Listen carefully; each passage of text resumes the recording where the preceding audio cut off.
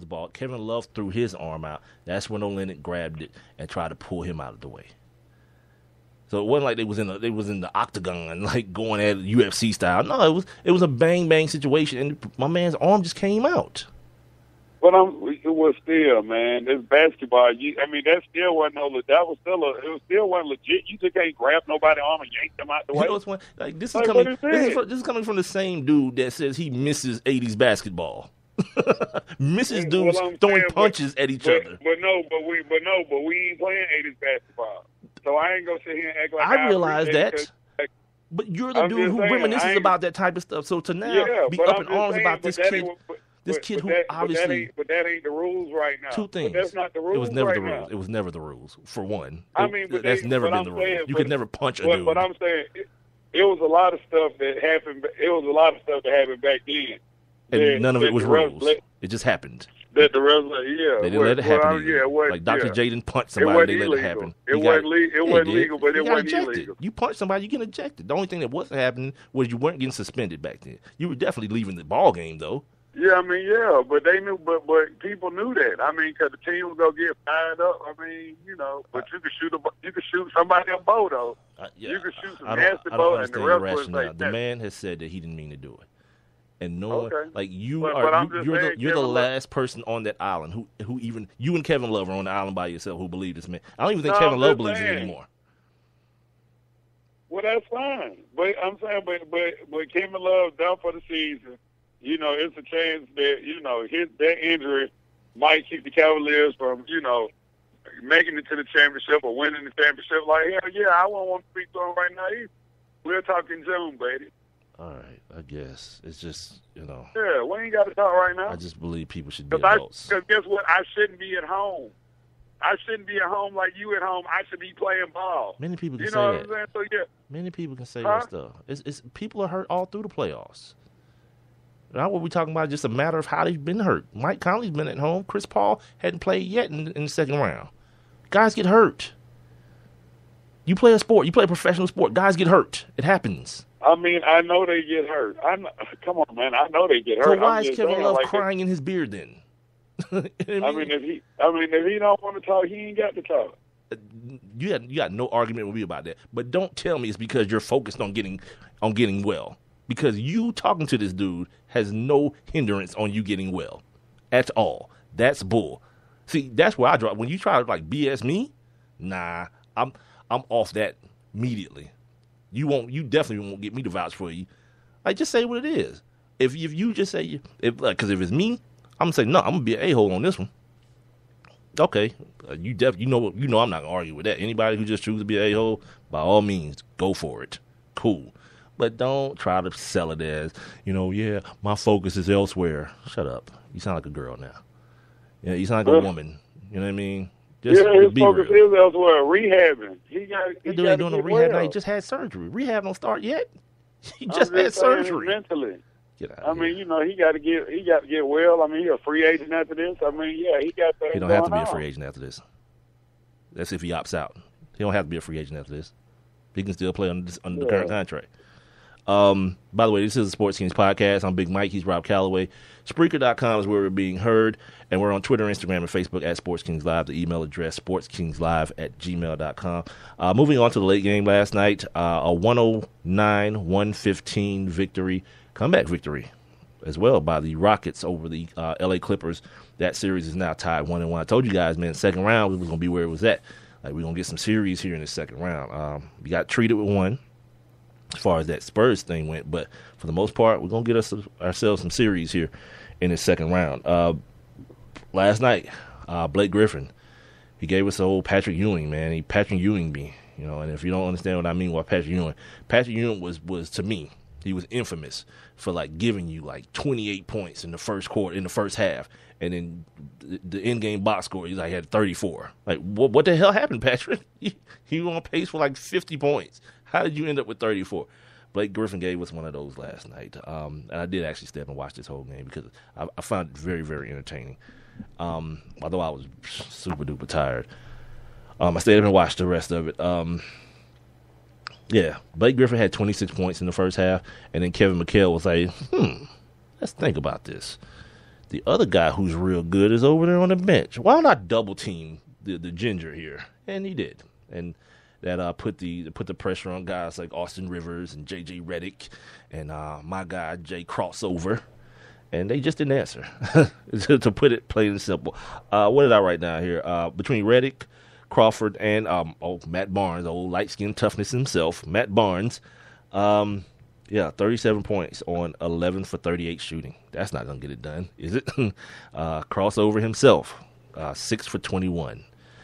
They need him. They need him off the bench to do more than he's doing. I think they're maxing out with the whole Austin Rivers thing. You know, I hope no one expected Austin Rivers to be some sort of, 20-point a night guy. You know what I mean? He's just what he is. You know what I mean? A decent skill set. Can hit open jump shots at times, handles the ball pretty well. But he's filling in for Chris Paul, man. You know what I mean? Like, that needs to happen. And then hopefully now Austin Rivers has some starting experience. He can give you an additional boost to Jamal Crawford if you're the Clippers off the bench. Speaking of free throw shooting, God dang it. The Houston Rockets, I got to get up close and say this. They shot 64 free throws last night. Yep. 64 effing free throws last night. Jesus Christ, man. And it didn't even seem like it was that bad of a thing. You know what I mean? Because at a certain point, they were like, what's about the little skinny dude, Corey Brewer, was headed to the line. And they was like, yep, this is going to be number 49 and 50. I was like, of what? Free throws? Nah, couldn't be. Because the game didn't seem like it was like a slow, methodical, whistles blowing everywhere game. But apparently, gee whiz, 64 free throw attempts. We talked about James Harden on Tuesday, only having, I think on Tuesday or on Monday, he had only 6 free throw attempts. He bumped that up last night with 15, and he had all 15 of them.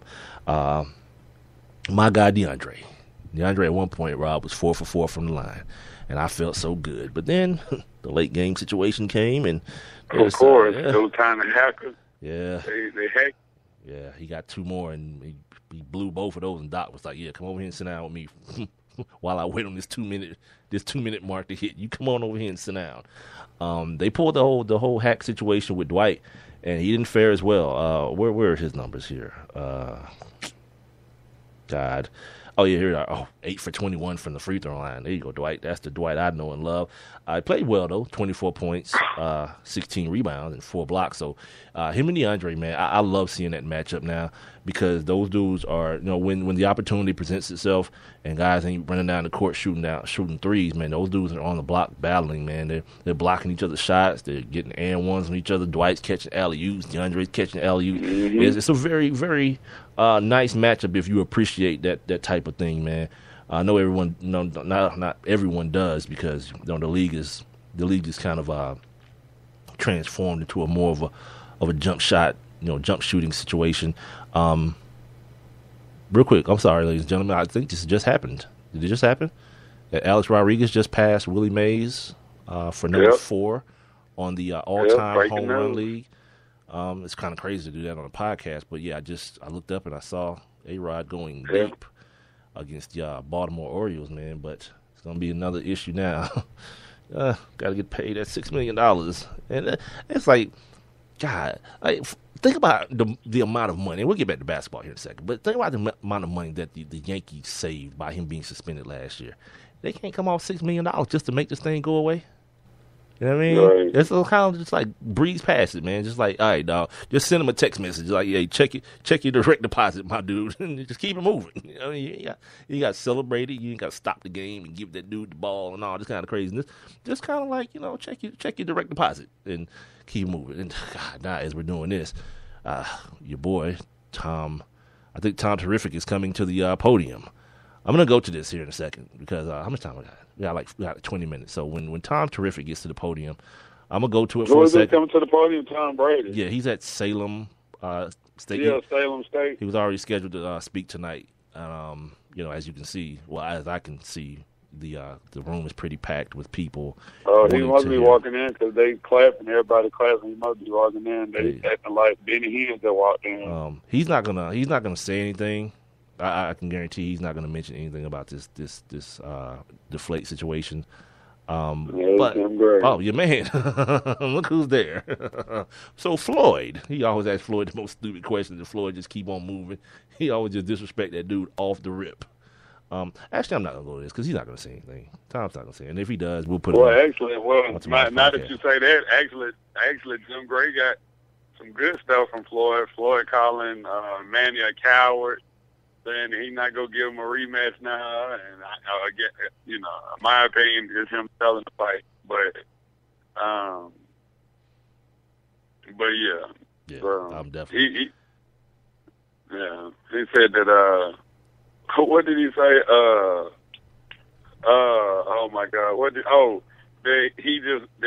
he wanted is for Manny just to own up and say that that Floyd is the better boxer and that he defeated me Saturday night.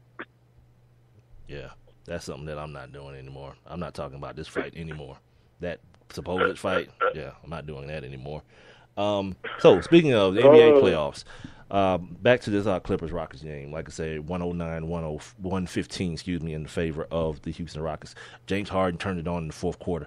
So I like to see that, his jump shot got a little greasy in the end, man, and he started doing that James Harden thing. What did he end up with? Only 24 points. I thought he went over 30 last. Oh no, I'm sorry. That's Dwight Howard. Yeah, he did go over 30 points. 32 points on 15 free throw attempts. He did turn the ball over 7 times. So obviously that's going to be something that needs to get cleaned up. And apparently, how did I not? Sorry, I got to go back to the previous game. Sorry, I skipped ahead because we started talking about Kevin Love being a P word. So I skipped ahead of something that once again drew my attention to this Cavaliers game. Not apparently, what happened was at halftime they ran this parody of a parody of this Dirty Dancing commercial, and. In the parody, if you've ever seen the movie Dirty Dancing, the chick jumps and Patrick Swayze catches her and they twirl around in the air or something to that nature. Well, in this situation, when that time comes in the scene, my man is a Cavs fan, so he got on his Cavs shirt and he turns around and his old lady has on a Bulls shirt. So as she jumps, he catches her, but he doesn't hold her up. He just like slams her to the ground. Everybody's gonna think I'm a jerk for laughing at this, but screw you guys. And then she's on the ground, like grabbing her leg or whatever. And then the commercial ends because I guess their slogan is like "Be all in" or whatever. And he says, "I thought you were all in." And now she's holding like an ice pack on her head, like I'm all in now. And then they're watching the game or whatever. So apparently, that's promoting domestic violence. Apparently, of course it is. I thought it was just something to be, stupid and funny, but now because everyone has their panties in the water about everything, this is what I want to do too, dude. This is what I want to do.